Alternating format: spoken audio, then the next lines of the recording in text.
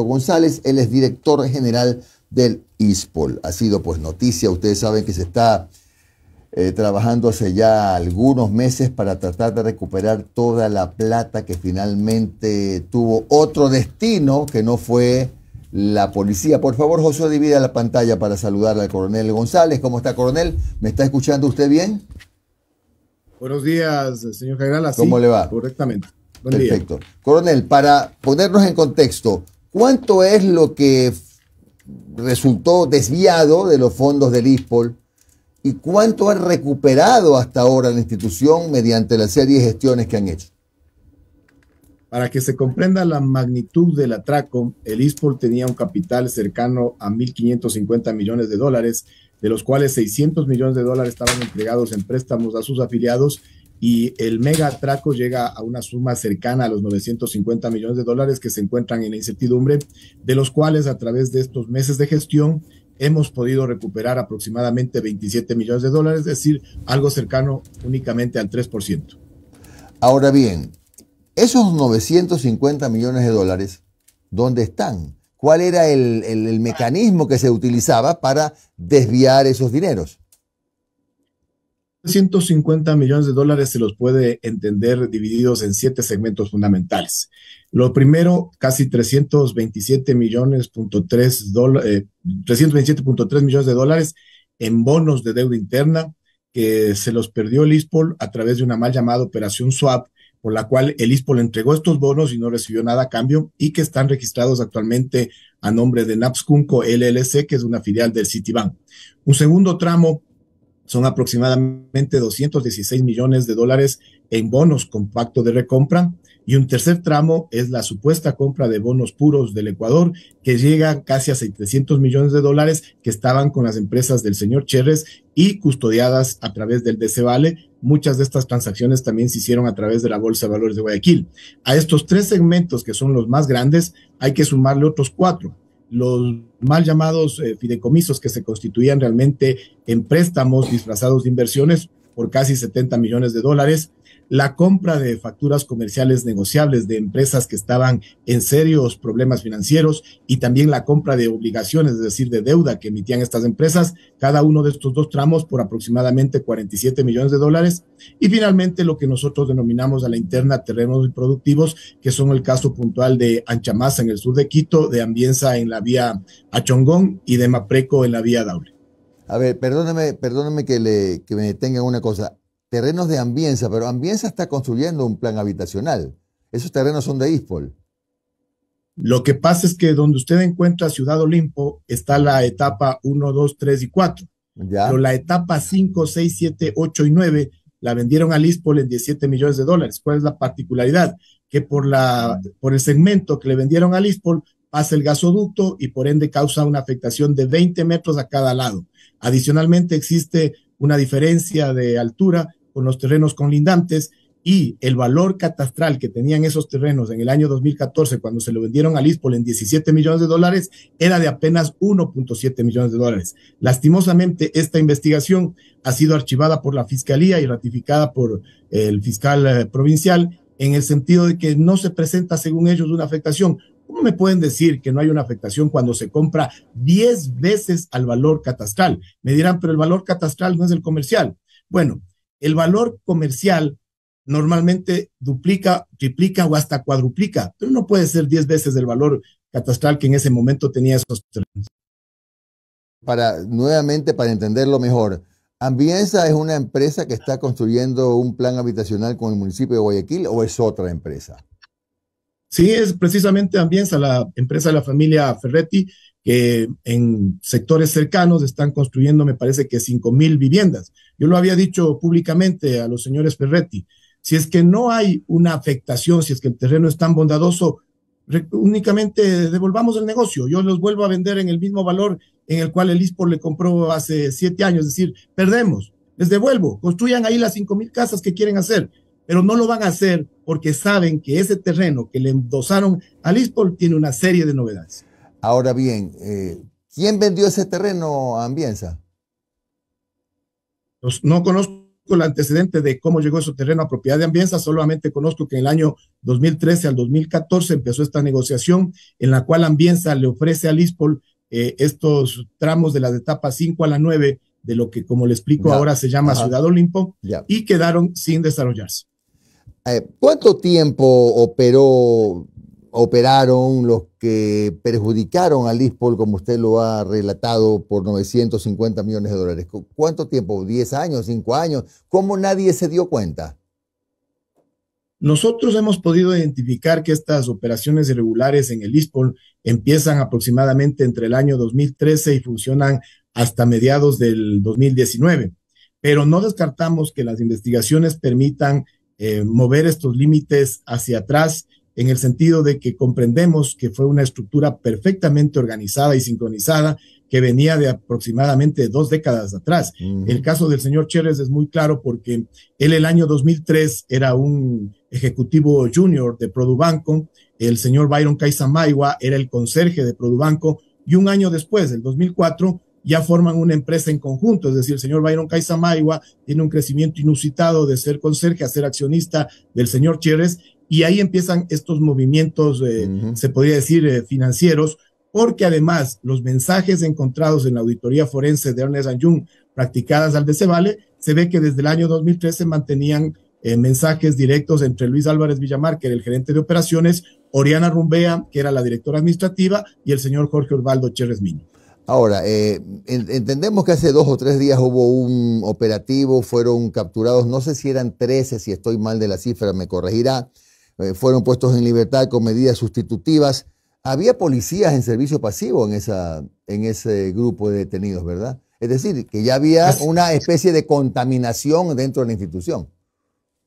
Así es, aquí claramente lo que operó es una estructura a la interna del ISPOL con cargos directivos plenamente identificados, que tienen inclusive muchos de ellos 2 o 3 procesos levantados, coludidos con estas estructuras externas de otras instituciones como las que he mencionado, la Bolsa de Valores de Guayaquil, el Decevale de ese entonces, la Superintendencia de Compañías, Valores y Seguros, el otro organismo de control que es la Superintendencia de Bancos, con la parsimonia del Ministerio de Economía y Finanzas, del propio Banco Central. Por darle un ejemplo muy claro, la operación mal llamada SWAP, por la cual el ISPOL perdió 327.3 millones de dólares el 8 de enero del 2016, en el Banco Central fue registrado de manera manual, bajo la excusa de que el sistema informático no funcionó ese día.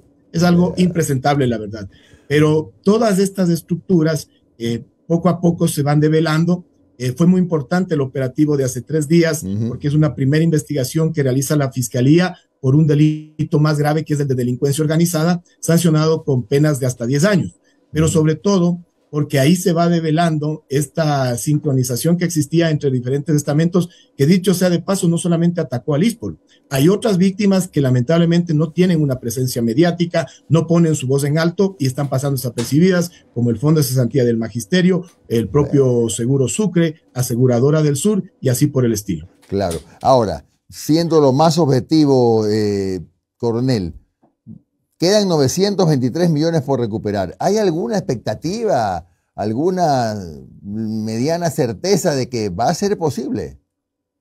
Sí, estoy convencido. Miren, no se va a recuperar todo porque normalmente estos dineros de corrupción, muchos flujos ya se pierden en fiestas, en farras, en viajes, en lujos. Así opera normalmente el crimen organizado.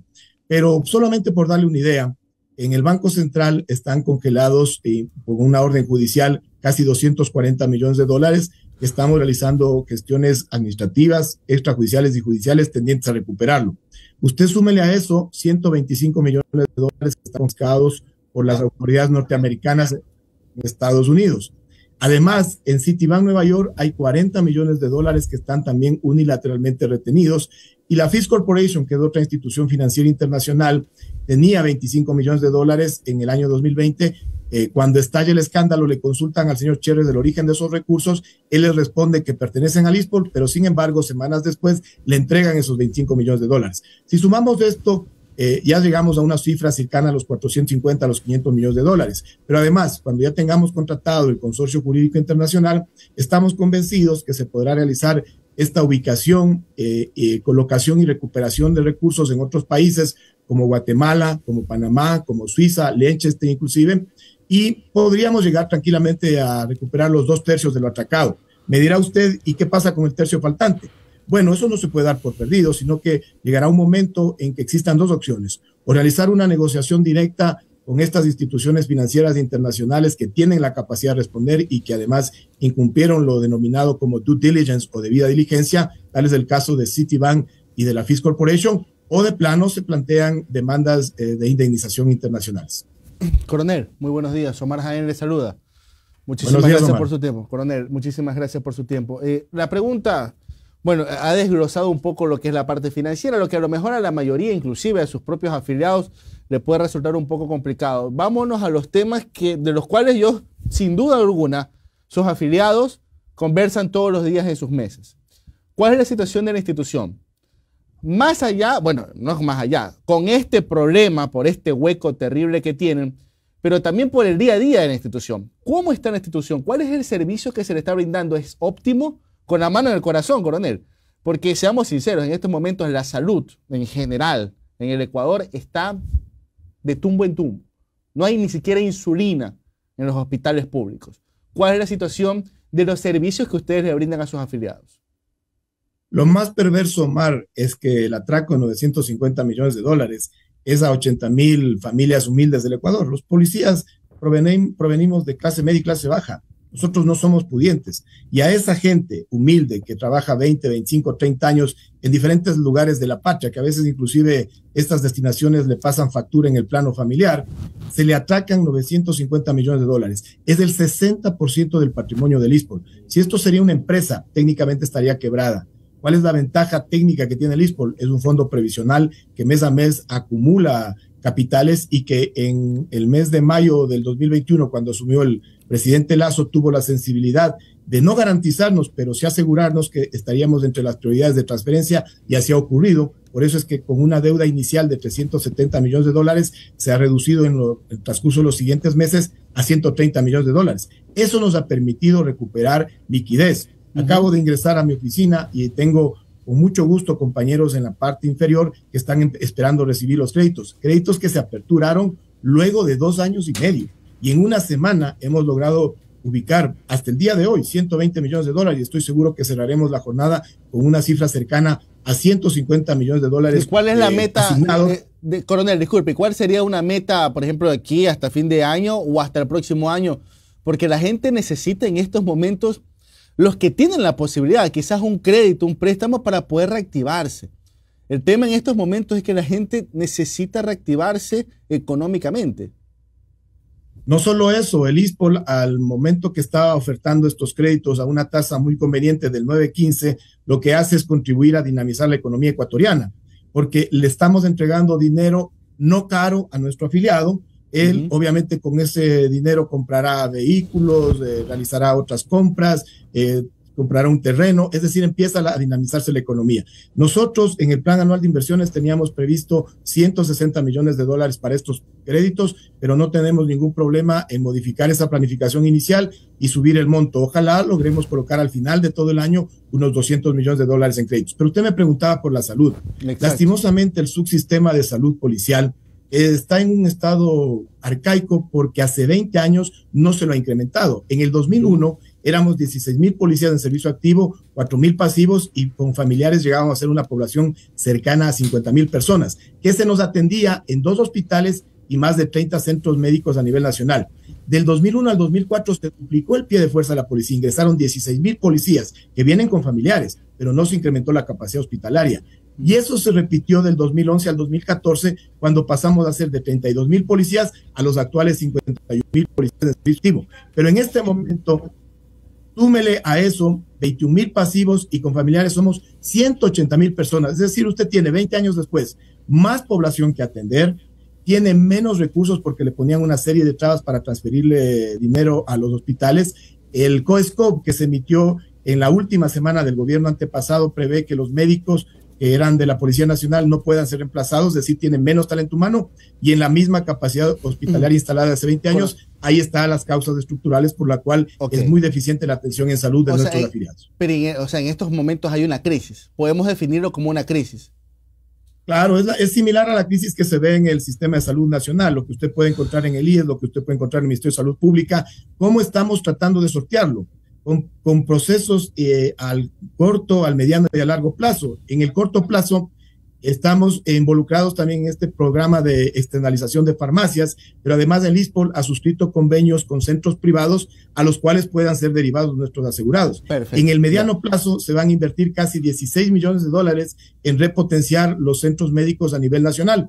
Y en el largo plazo se lo hemos hecho saber al gobierno nacional a través del señor ministro Interior, que es nuestro nexo natural, que se requiere por lo menos iniciar los estudios para la construcción de 3 hospitales nuevos para la Policía Nacional, que a su vez suman a la red pública integral de salud.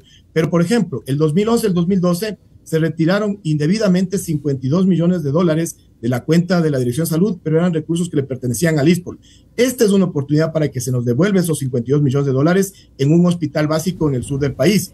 Otro hospital básico debería ser financiado por el gobierno en la zona central del Ecuador, porque de las provincias de Cotopaxi, de Tungurahua, de Chimborazo y Bolívar proviene un gran número de policías. Y finalmente en Quito, en la capital, debemos construir ya un nuevo hospital de especialidades sumamente moderno, pero que nos prepare para este anunciado ingreso de casi 30,000 policías. Coronel, aquí nos están escribiendo en el muro de YouTube, o sea, ya están reactivados los créditos para sus afiliados. Sí, ¿no? Así es, tuvimos la suerte que en mayo abrimos un producto nuevo que es de 4 sueldos o 4 pensiones sin garante, y este lunes 22 hasta el día de hoy estamos aperturando estos créditos de hasta 25,000 y 35,000 dólares, y estamos muy satisfechos por la respuesta que hemos tenido. Pero además yo tengo que reconocer el esfuerzo inmenso que ha hecho mi equipo de trabajo, porque no es cosa fácil colocar casi 150 millones de dólares en 5 días. Imagínense que los grandes bancos privados, me refiero a Diners, a Banco del Pichincha, no tienen la capacidad, peor en el estado que venía el ISPOL saliendo de una crisis. Así que yo le mando un fuerte abrazo, un agradecimiento a tanto el personal civil como policial del ISPOL, que ha redoblado esfuerzos y vamos saliendo con esta gran responsabilidad de devolverle crédito a nuestros afiliados. Sí, agregar también que esto es una señal de la necesidad, de la angustia que tiene la gente por acceder a un crédito para reactivarse. Para reactivarse. Me parece muy bien. Una pregunta final porque me quedó por ahí suelta. Usted dice que retiraron 52 millones de dólares del ISPOL, no sé en qué año, 2012, 2013. ¿Quién retiró y por qué? El gobierno nacional. Recuerde usted que existe una tradición en el Ministerio de Economía y Finanzas que más o menos por mediados de diciembre realizan un débito de todas las cuentas públicas. Eso se hace normalmente, pero lo que no cayeron en cuenta ese año 2010, 2011 y 2012 es que los recursos que estaban en la Dirección de Salud eran los aportes de los asegurados del ISPOL, es decir, eran dineros privados transferidos a esta dirección para que se nos brinde el servicio de salud. Por eso es que hemos insistido constantemente que se devuelvan esos 52 millones de dólares, porque únicamente es hacer justicia, no es ninguna dádiva, es devolvernos 52 millones de dólares de los asegurados del ISPOL. Coronel, la última del programa. Mire, usted acaba de hacer un diagnóstico desde 2003 que se fue multiplicando el número de elementos, pero a la vez los pasivos y sus familiares, lo que corresponde más jubilaciones, más atención médica, o sea, se necesitan más recursos. Algo muy parecido a lo que está pasando con el IES. Y ahí inicia el debate, ¿no? ¿Verdad? Reformas a la ley de la seguridad social. Unos dicen que hay que aumentar los años para poderse jubilar, otros dicen que hay que aumentar los aportes. Hay unos que tienen esos sueños de privatizar lo que es la seguridad social. En el caso del ISPOL, usted como posición de director general, propondría una reforma a la ley que los regule ustedes. ¿Usted es partidario quizás de un aumento de los aportes, un aumento de la edad de jubilación para lo que son los elementos uniformados? ¿Por dónde hay una salida para sostener esto? Sí, Omar, precisamente hay una serie de medidas que se deben hacer. Los estudios actuariales es una radiografía del momento y proyectada al tiempo, y nosotros tuvimos ya el año anterior, a finales del año anterior, la realización de los estudios actuariales que precisamente nos arrojó la siguiente realidad. De 8 seguros que administra el ISPOL, 6 están en un estado saludable y 2 presentan déficit actuarial. ¿Qué significa esto? Que si no se corrige en el tiempo, ese déficit va a traer serias consecuencias. Uno de los más graves es el seguro de retiro, invalidez y muerte, es decir, el que sale en las pensiones, que es algo similar a lo que ocurre en el IES. Pero le doy un ejemplo. Normalmente, para que un sistema de seguridad social sea sostenible, debería aportarse el doble de tiempo y recibir la mitad en beneficios. ¿A qué me refiero? Uno debería aportar 40 años para recibir 20 años pensión. En el caso del ISPOL ocurre completamente lo contrario. El promedio de aportaciones son 22 años y el promedio de pensionistas es de 49 años. Eso es insostenible en el tiempo. No es mi voluntad, más bien es una disposición de la Corte Constitucional que entreguemos un nuevo proyecto de ley de seguridad social de la Policía Nacional a la Asamblea. De hecho, estamos atrasados ya un año en este cumplimiento de sentencia, pero era por la falta de los estudios actuariales. ¿Qué se deberá recomendar en este nuevo proyecto de ley? Y ojalá sea tratado con madurez al interior de la Asamblea Nacional. No queda otro parangón inexcusable, se podría decir, que mover el inicio del límite inferior de jubilación de 20 a 25 años. Pero para las promociones venideras, ¿a qué me refiero? Los que ya tienen ganados sus 20 años, usted no le puede imponer este requisito. Pero a quienes tienen 19 años, puede hacer un proceso de transición de pasar de 19 a 21, de 18 a 22, de 17 a 23, de 16 a 24. Y los que tienen 15 años sí pasan a los 25 años. Pero además esto le garantiza sostenibilidad porque son 5 años más de aportes y son 5 años menos de recibir pensiones. Un policía entra con 20 años, Omar. Estudia 1 año y medio, se gradúa a los 22 y trabaja 20 años y a los 42 sale a engrosar la población económicamente pasiva. Es una barbaridad porque está en la flor de su juventud. Exacto. Claro que el desgaste laboral de un policía usted no lo puede comparar con otras profesiones civiles, por eso vienen estos límites diferenciados en relación a la seguridad social general, pero hay que tomar estas medidas que son técnicas que garantizan sostenibilidad y que nos van a permitir corregir este déficit actuarial. Otra de las medidas técnicas es lo que hicimos semanas atrás, que es ajustar las tasas de interés a niveles adecuados para que sean atractivas todavía, pero no se puede hacer mucha bondad en ponerles tasas de interés sumamente bajas, porque eso también termina repercutiendo en la sostenibilidad del RIN, que es de donde vienen los préstamos. Gracias, coronel Renato González, director general del ISPOL, por estos minutos de su tiempo en Un Café con JJ. Que tenga usted un buen día, coronel, muy amable. Gracias, coronel. Un buen día a ustedes y un saludo a todos los ecuatorianos. Gracias. Bendiciones.